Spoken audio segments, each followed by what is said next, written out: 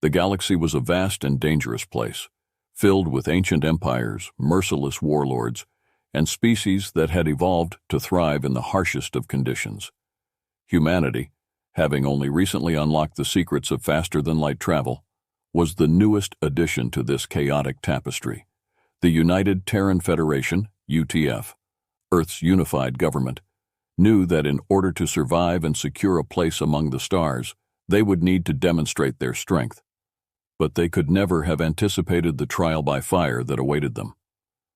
The Korvathi Empire, an expansionist civilization known for its brutal conquests and advanced military technology, was among the oldest and most feared powers in the galaxy. Their ships, sleek and dark, cut through space like predators, and their soldiers were bred for war. To the Korvathi, humanity was little more than a minor annoyance, a species that had yet to earn its place, and that would be crushed like so many others before it. It started with the colony on Epsilon Prime, a distant world rich in resources that had attracted the attention of the Korvathi.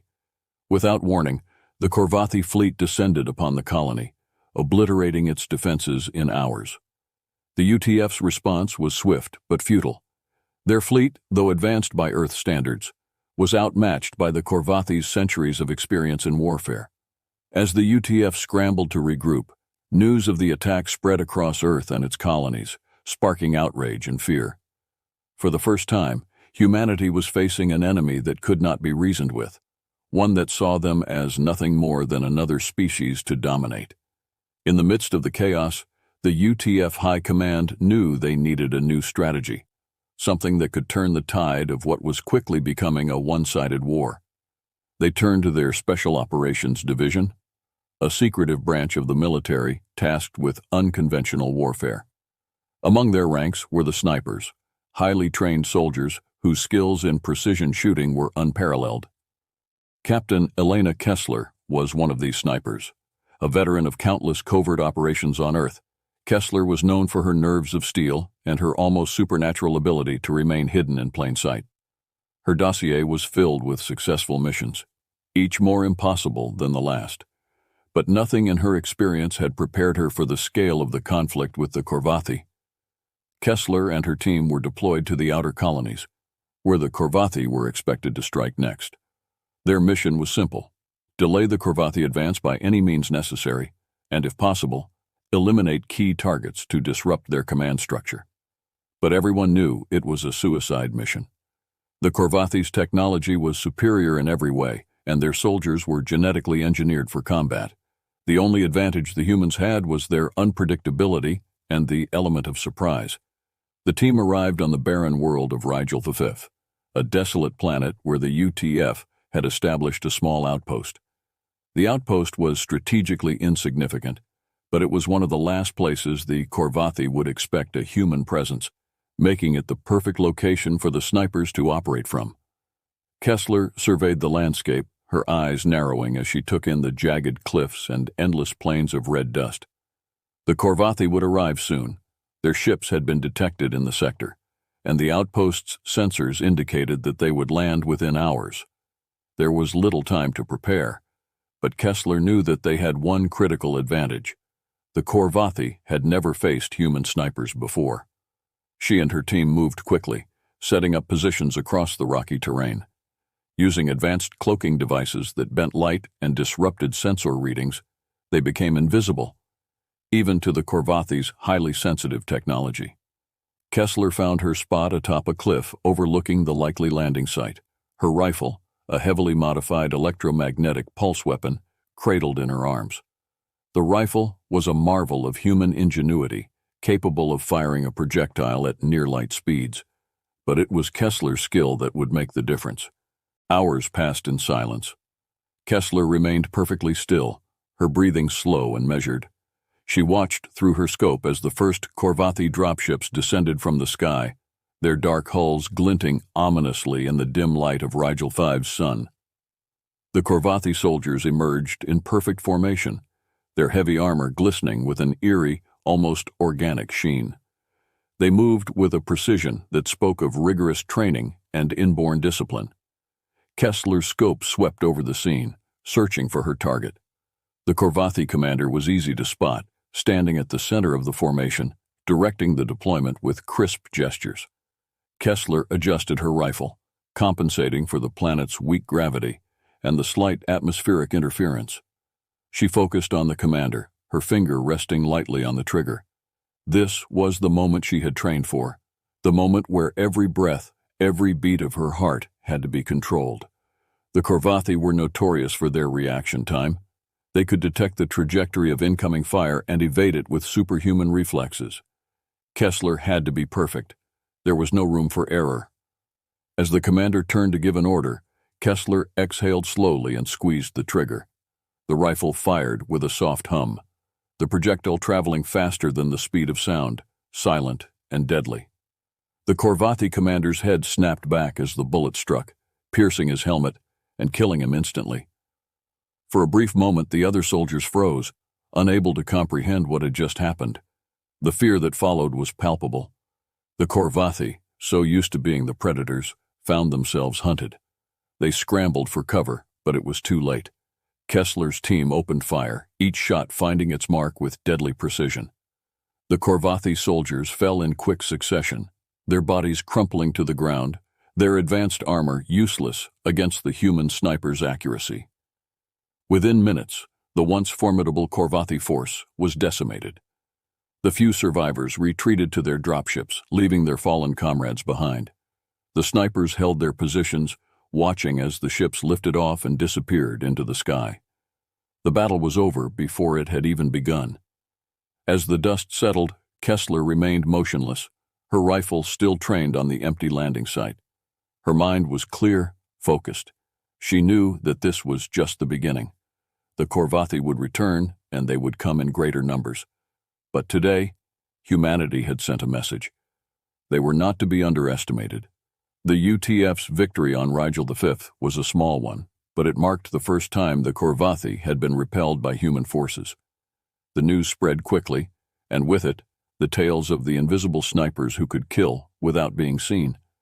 The galaxy began to take notice, and whispers of the human snipers, the ghosts of Rigel V, started to circulate among the stars. For Kessler and her team, there was no time to celebrate. They knew the Korvathi would be back, and when they returned, they would be ready. But for now, they had done the impossible.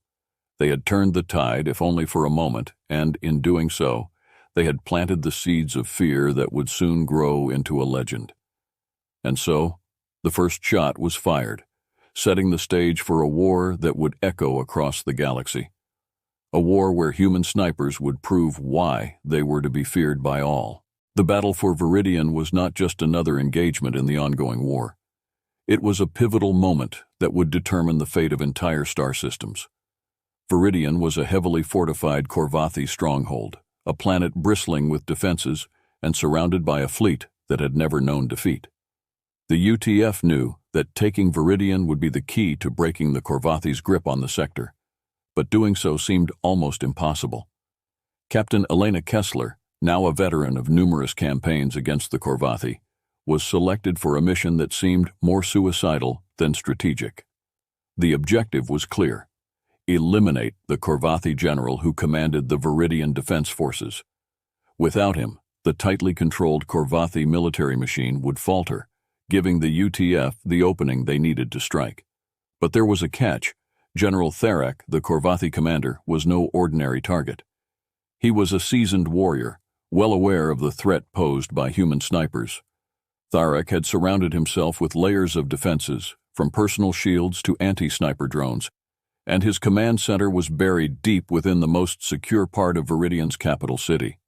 Taking him out would require more than just skill. It would require a shot so precise, so impossibly long, that it bordered on the legendary. Kessler was given the task because she had already made a name for herself in the galaxy as the sniper who could do the impossible. The ghost of Rigel V, as she was now known, had faced the Korvathi and emerged victorious in situations where failure seemed certain, but this mission would test her abilities like never before. She was deployed to Viridian's neighboring moon, Phobos 9, a barren rock with an atmosphere so thin that it barely qualified as breathable. The moon was uninhabited, its surface scarred by ancient impacts, and it provided a perfect vantage point. From this position, Kessler had a direct line of sight to Therak's command center, though the distance was staggering, 30 kilometers, far beyond the range of any conventional sniper rifle. Kessler's rifle, however, was anything but conventional. The UTF had equipped her with a prototype electromagnetic pulse rifle capable of firing projectiles at speeds approaching that of light. This weapon, combined with her extraordinary marksmanship, was their best chance at success. But even with the advanced technology in her hands, the shot was considered almost impossible. The distance, the gravity fluctuations, the thin atmosphere, and the planet's electromagnetic interference all worked against her. Kessler arrived on Phobos 7 days before the planned assault on Viridian. She spent the first 48 hours in total silence, mapping the terrain, calibrating her equipment, and running countless simulations in her head. She calculated every possible variable: the rotation of Viridian, the gravitational pull between the moon and the planet, the atmospheric refraction that could deflect her shot. She adjusted her rifle for the slightest shifts in wind patterns, even though there was almost no wind on Phobos 9. The weight was excruciating. Kessler remained in position, her body camouflaged against the rocky surface, her eyes never leaving the scope. Every muscle was tensed, every breath measured. The minutes stretched into hours, and the hours into days. She could not afford to relax, not even for a second. Finally, the moment came. The UTF fleet launched a diversionary attack on Viridian, drawing the Korvathi forces into the open. General Therak, confident in his defenses, appeared in the command center, overseeing the battle from what he believed to be an invulnerable position. Kessler watched as Therak moved into her line of sight. She adjusted her aim with microscopic precision, accounting for the movement of the planet, the gravitational forces, and the slight tremors that occasionally shook the moon's surface. Her mind was in a state of hyperfocus, everything else fading into the background. There was only the target, the rifle, and the shot. She exhaled slowly, her heartbeat slowing to a near imperceptible rhythm. Then, with the calmness of a predator, she squeezed the trigger. The projectile fired from the rifle at an unimaginable speed, crossing the void between the moon and the planet in a fraction of a second. But even at this speed, the distance was so great that Kessler had time to consider the consequences of a miss. The round traveled through the thin atmosphere of Phobos 9, through the vacuum of space, and into the denser atmosphere of Viridian. It cut through layers of electromagnetic interference, slicing through the planet's defense grid, as if it didn't exist. The Korvathi had measures in place to detect incoming threats, but they had never encountered anything like this. By the time their systems registered the projectile, it was already too late. The bullet struck General Therak in the head with such force that it shattered his shield and armor in a single, devastating blow. The command center erupted into chaos. The Korvathi officers, stunned by the sudden and impossible loss of their leader, scrambled to take control. But without Therak's iron-fisted leadership, their efforts were disjointed and ineffective. The UTF fleet, sensing the confusion, intensified their assault, pressing the advantage. From her vantage point, Kessler watched the aftermath unfold. She didn't celebrate, didn't move from her position. She remained perfectly still, her rifle still trained on the command center, ensuring there were no survivors who might regroup and retaliate. Her mission was not just to take the shot, but to ensure its success, and she would not leave until she was certain the job was done. The UTF's assault on Viridian was a resounding success. With Therak dead, the Korvathi defenses crumbled.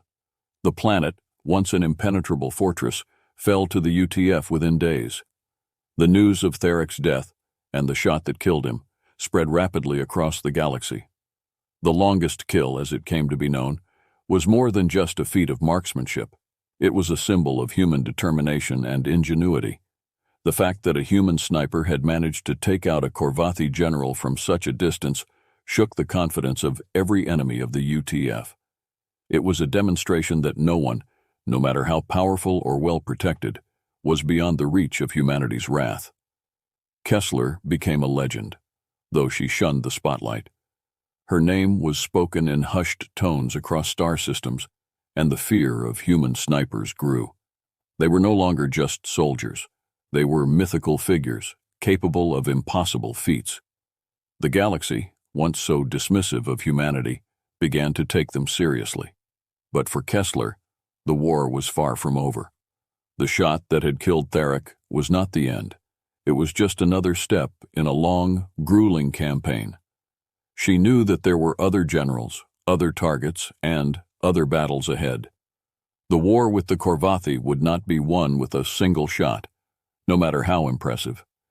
Yet, in the quiet moments after the battle, as she finally allowed herself to stand down and leave her position, Kessler knew that she had done something extraordinary. The shot would be remembered, not just as a technical achievement, but as a turning point in the war, a moment when humanity proved that they were a force to be reckoned with. As she made her way back to the extraction point, Kessler couldn't help but feel the weight of what she had accomplished.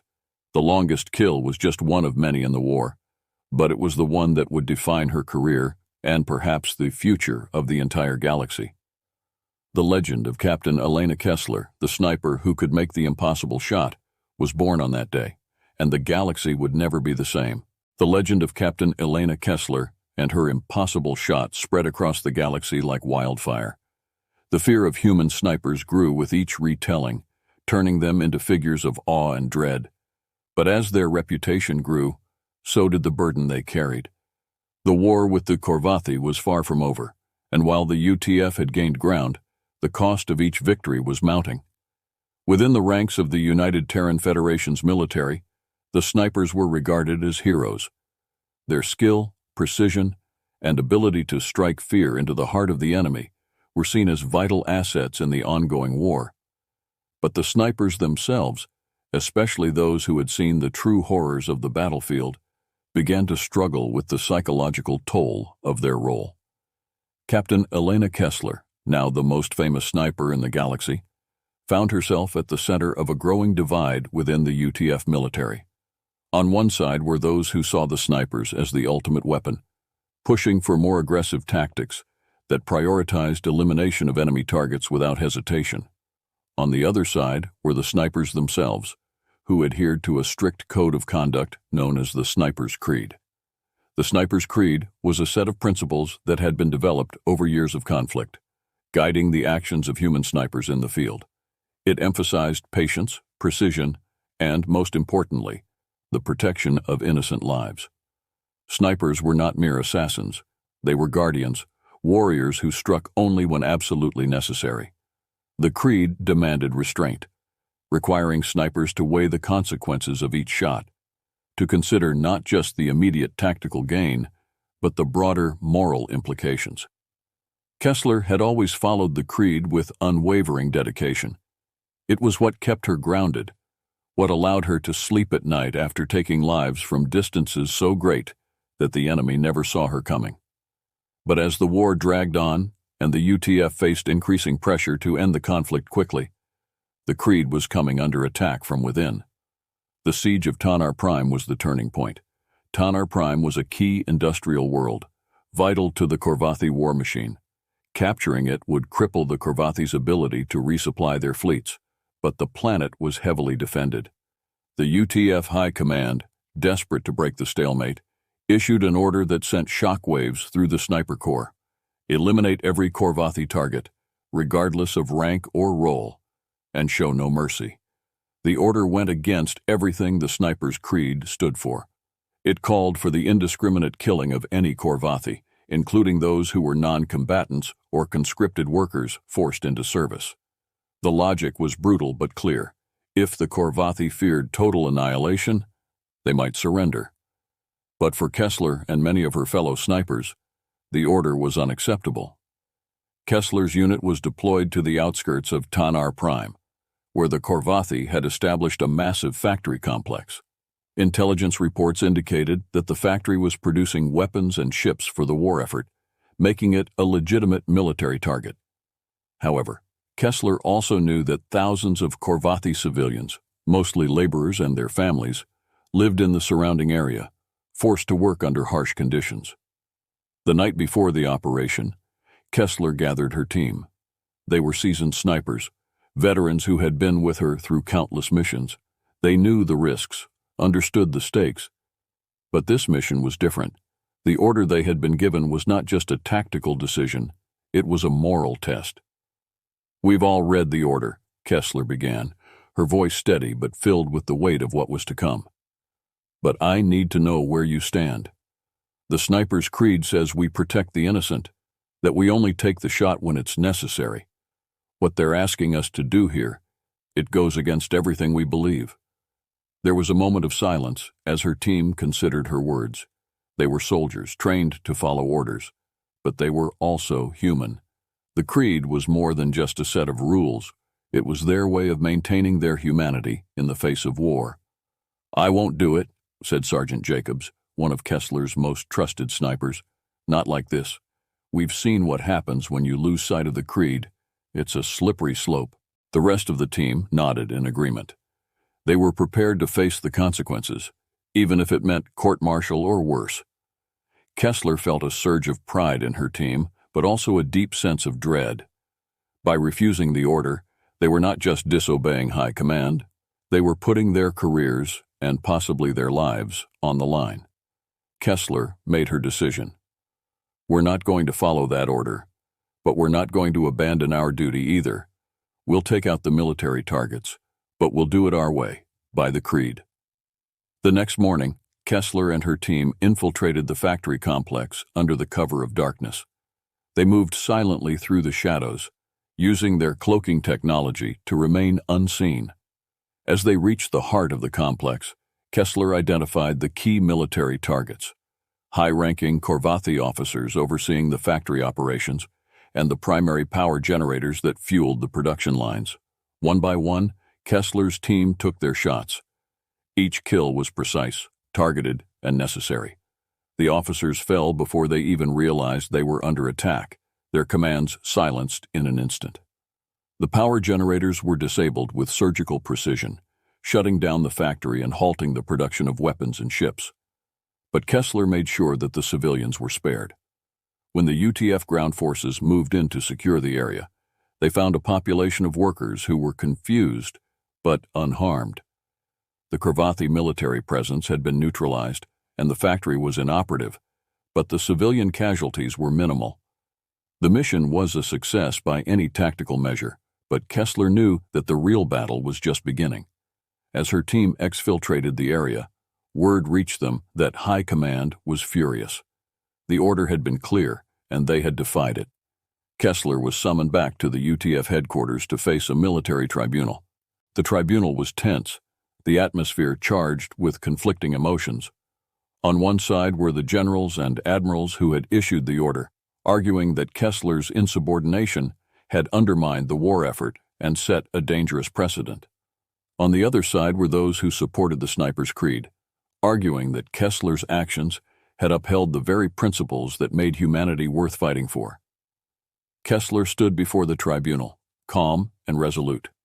She knew the risks, understood that she could be court-martialed, stripped of her rank, or even executed for treason. But she also knew that she had done the right thing. "I followed the creed," Kessler said, her voice unwavering.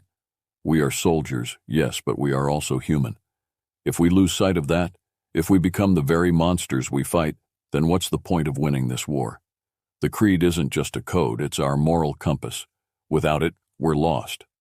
The tribunal deliberated for hours, and the outcome was uncertain until the very last moment. But in the end, Kessler's defense struck a chord. The tribunal acquitted her, recognizing that while she had disobeyed an order, she had done so in the interest of preserving humanity's ethical integrity. The sniper's creed was formally enshrined into UTF military doctrine, not just as a guideline, but as a cornerstone of their conduct.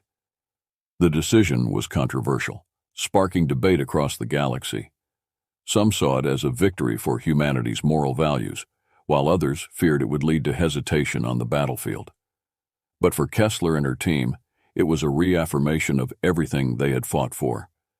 As Kessler left the tribunal, she was met with a hero's welcome by her fellow snipers.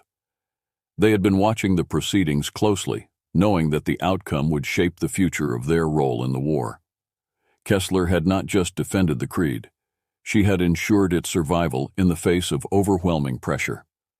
The war with the Korvathi continued, but something had changed. The sniper's creed became a symbol of hope, a reminder that even in the darkest times, humanity could hold on to its principles. The snipers, once seen as mere tools of war, were now regarded as the embodiment of those principles, warriors who fought not just with skill, but with conscience. Kessler returned to the battlefield, but she was no longer just a soldier. She was a leader, a figurehead for all those who believed in the creed. And though the war was far from over, she knew that they had won a critical victory, not just against the Korvathi, but against the darkness within themselves. The legend of the human snipers grew, not just as fearsome warriors, but as protectors of a fragile but vital morality. The galaxy would remember Captain Elena Kessler, not just for her impossible shot on Viridian, but for her unwavering commitment to the creed. The war with the Korvathi was nearing its final stages, but the battle-hardened veterans of the United Terran Federation knew better than to let their guard down. Despite the gains made by the UTF, the Korvathi Empire was a resilient foe, and their defeat was far from guaranteed. As the conflict dragged on, whispers of desperation and fatigue began to spread through the ranks of both sides. However, one thing remained constant: the fear of the human snipers. The stories of Captain Elena Kessler and her fellow snipers had transcended the boundaries of war, becoming legends that rippled across the galaxy. Tales of the longest kill on Viridian and the moral stand at Tanar Prime were told and retold, growing in the telling until they were woven into the very fabric of the galactic consciousness. Even among the Korvathi, who prided themselves on their fearlessness, the mere mention of a human sniper was enough to instill a cold dread. But as the UTF prepared for what they hoped would be the final push to end the war, the pressure on their snipers grew unbearable. The reputation they had earned, while powerful, was a double-edged sword. The expectation that they could turn the tide of any battle with a single shot, that they were infallible, weighed heavily on the shoulders of every sniper in the Corps. For Captain Kessler, who had become the face of this mythic force, the burden was almost too much to bear. Kessler's fame had isolated her from the rest of the military. She was a hero to many, a legend to others. But to herself, she was still just a soldier trying to survive the war. The weight of the lives she had taken, even in defense of her people, haunted her.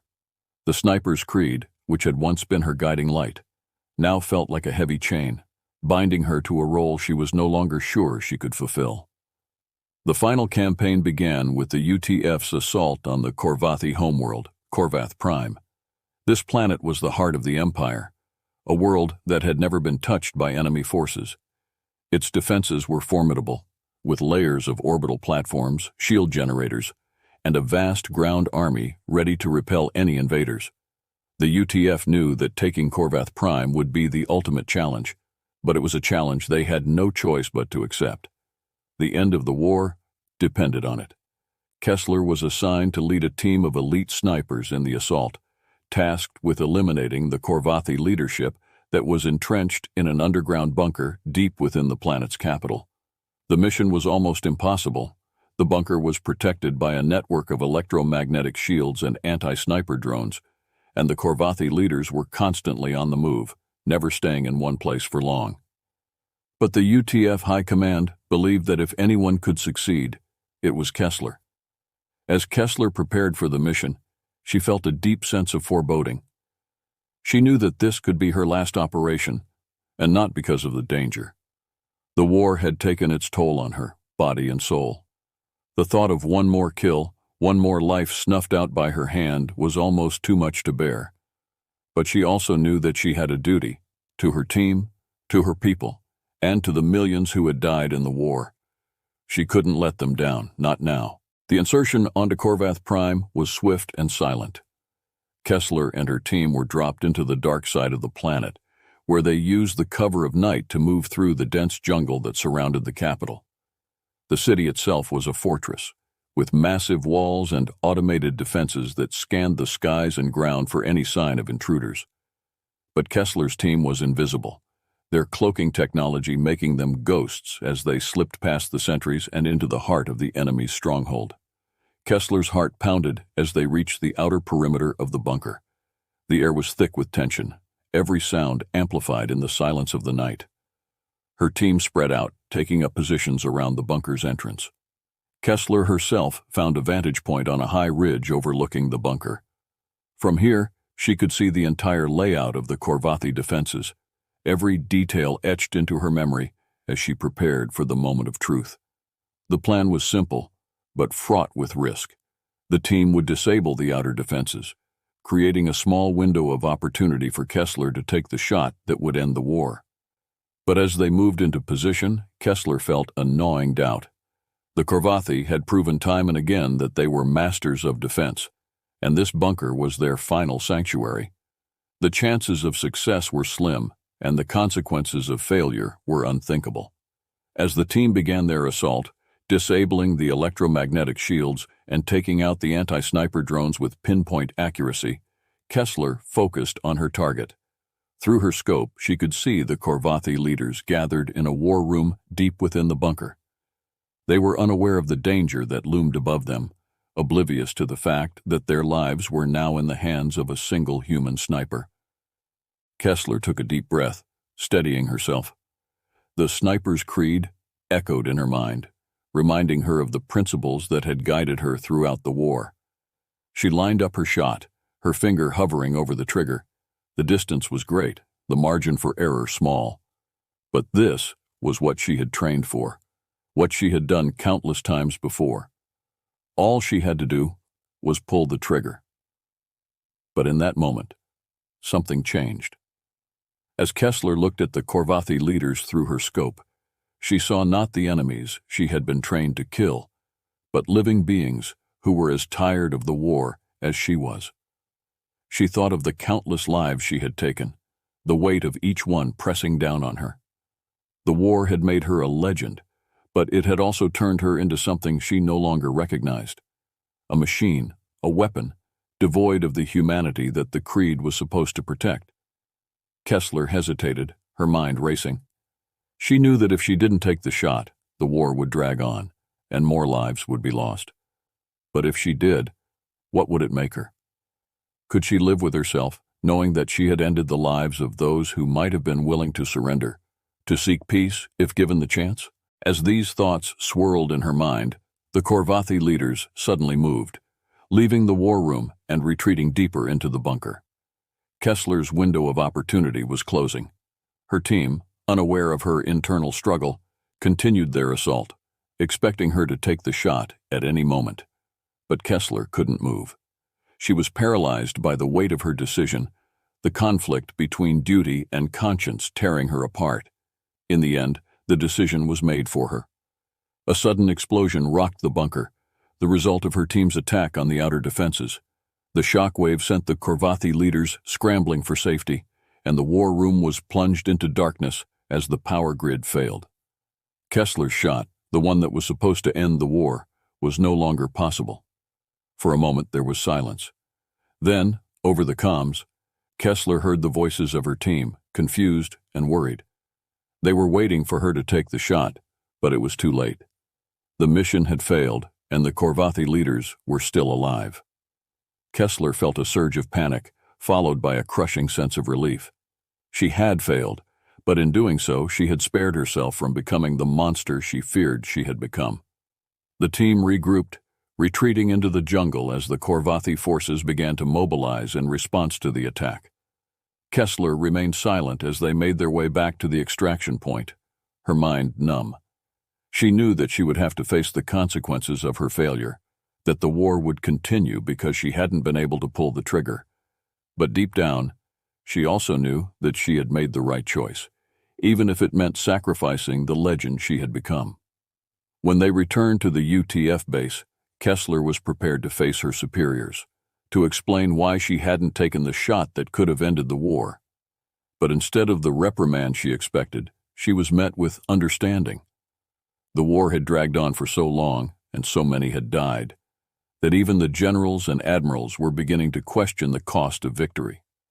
They saw in Kessler's hesitation not a failure, but a reminder of the humanity they were fighting to preserve. The war with the Corvathi did not end with a single shot, but with negotiations that followed shortly after. The Corvathi, weakened and demoralized by the relentless assault on their homeworld, finally agreed to peace talks. The war that had ravaged the galaxy for so long was over, not because of a kill, but because of a decision not to kill. Kessler was offered a chance to continue her career, to lead the snipers into a new era of peacekeeping and defense, but she declined. The war had taken everything from her, and she needed to find herself again, to reconnect with the humanity she had fought so hard to protect. She retired to a quiet planet on the edge of known space, far from the battles and the legends that had defined her life. But the legend of Captain Elena Kessler, the sniper who could make the impossible shot, and the sniper who chose not to, lived on. Across the galaxy, her story was told not just as a tale of war, but as a lesson in the value of life, the power of conscience, and the importance of maintaining one's humanity in the face of unimaginable odds. The galaxy had learned to fear human snipers, but it had also learned to respect them. They were no longer just warriors.